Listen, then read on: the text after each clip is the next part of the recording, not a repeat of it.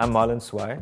I'm a lecturer here in the Department of Anthropology at the University of Cape Town, and I was also an undergrad here many years ago.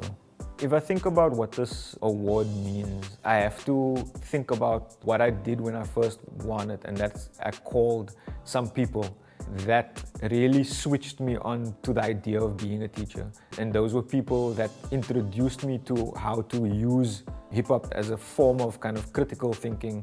And I call them just to say thank you, because I wouldn't have pursued this if it wasn't for what you did to really ingrain in me the power of this thing. And so I think that that moment speaks to the potential victory that such an award is for a generation of students that look at lecturers as myself as an affirmation that their very being is being recognized in the university.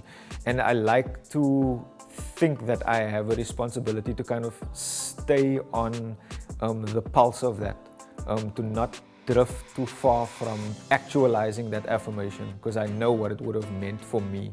So to know that a student kind of hears me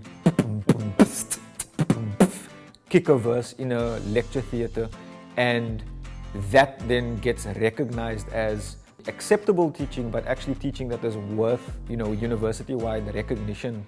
It does something useful for students who I very much would love to continue to serve. What I think defines my teaching style is to work with what is in the room. I look at, first of all, every individual, and I'm totally interested in what it is that has brought them there, what it is that is their life trajectory that brings them there. And so the composition of the class becomes a moment of magic, and I love getting students to understand that. From things as simple as moving our seating arrangement around, to facilitating engagement in different languages, to using poetry and music. He's sort of brought some of the really high theory down to a grounded level in a really rigorous way that it makes dealing with this theory feel relevant and exciting. What I hope is not that students go off and do hip-hop studies.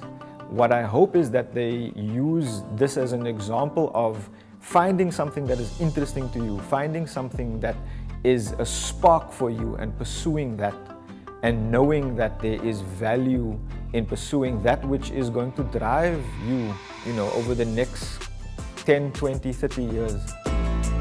I love the students. I love just the ability to have this interaction with young people every day who have different ways of learning, who have different ideas that they want to explore and flesh out. And so it's really just about the students for me.